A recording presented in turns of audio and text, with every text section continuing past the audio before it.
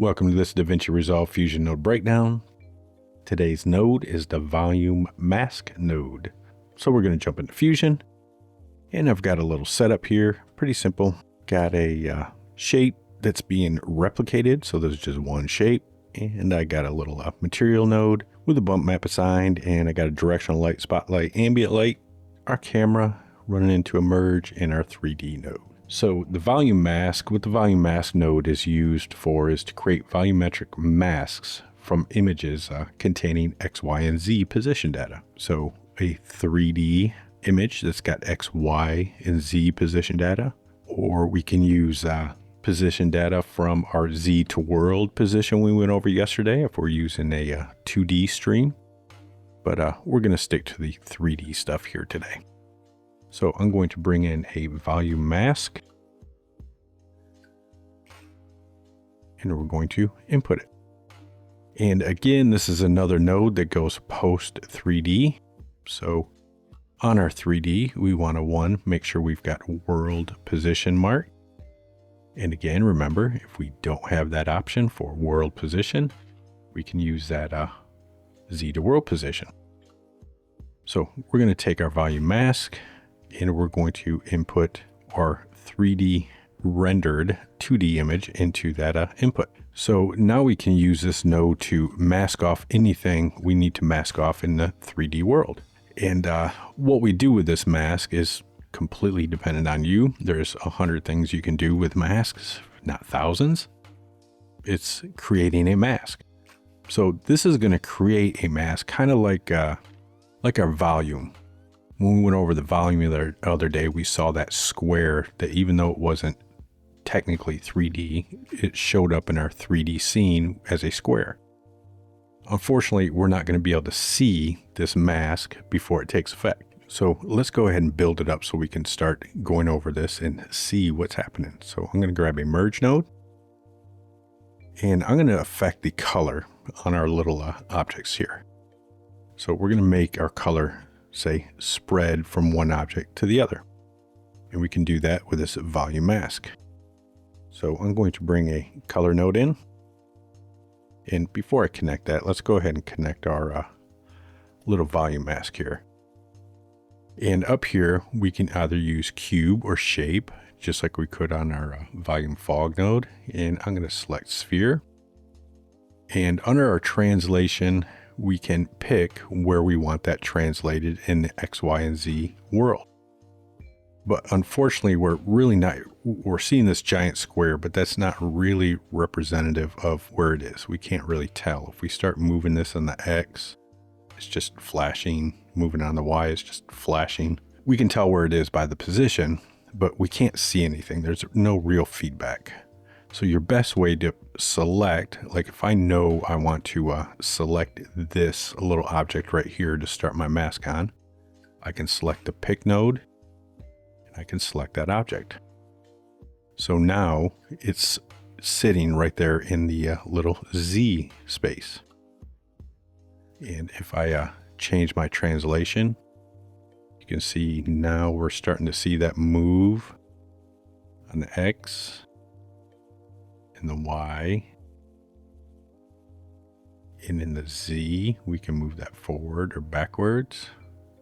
If I move it forward, you can see what's kind of happening there.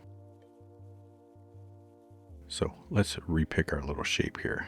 And down here, we can rotate that shape, and we can change our scale. And under our size here, we have this soft edge. So we can add a little soft edge so it's feathered out a little bit. And this is where we're going to make everything happen, because we can change our size. And as I change my size, you notice we're selecting more and more. So let's do something cool with this. So let's bring in our color corrector, and we're going to go from our 3D out to our input. And instead of connecting this to our merge, we're going to connect this to our color corrector mask. And we're going to go from our color corrector into our foreground. And if you notice, it's changing the color of everything. But if I go to our volume mask and we go to our color tab, I can select mask only, and now it's only exporting that mask. And we could have done all this within our volume mask node, because if I disconnect this and input this, if I uncheck this, you notice we can change the color of our little mask there. And we can change our Z slices up just like we could in the volume, as well as our first slice. And we can change the colors, and we can change the alpha. So we can bring the alpha down. And we can change our additive or subtractive. And then of course we can go to our shape and we can change our size, and it's going to do exactly what I'm about to show you with our color corrector. But one, it doesn't look quite right because the colors don't operate that great under this. Number two, I wanted to show you that you can connect whatever you want to this mask to affect anything within your scene, not just a color corrector. It could be a blur node, it could be anything.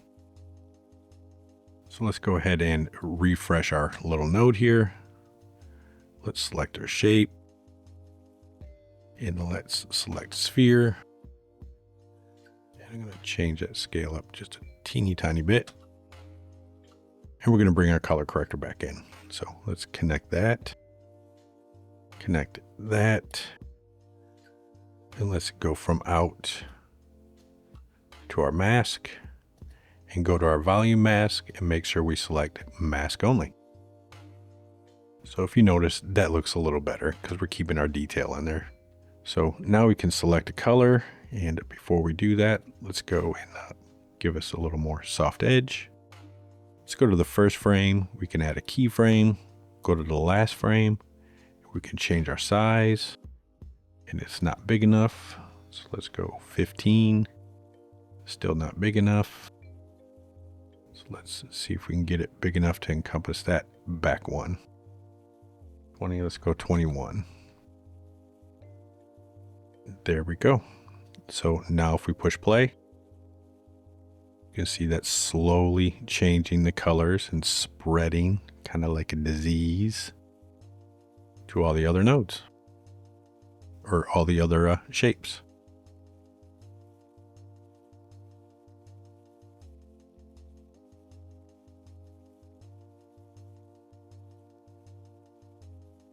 And like I said, you could use this for multiple things. We can bring a merge in.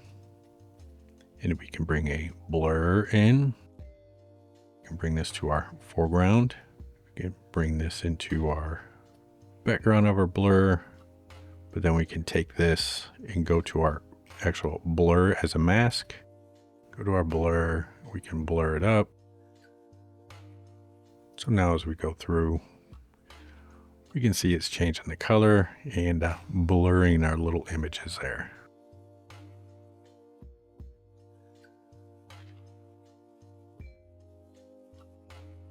So like I said, we can use this mask to affect anything we want. So that is the volume mask node. I will see you in the next node breakdown.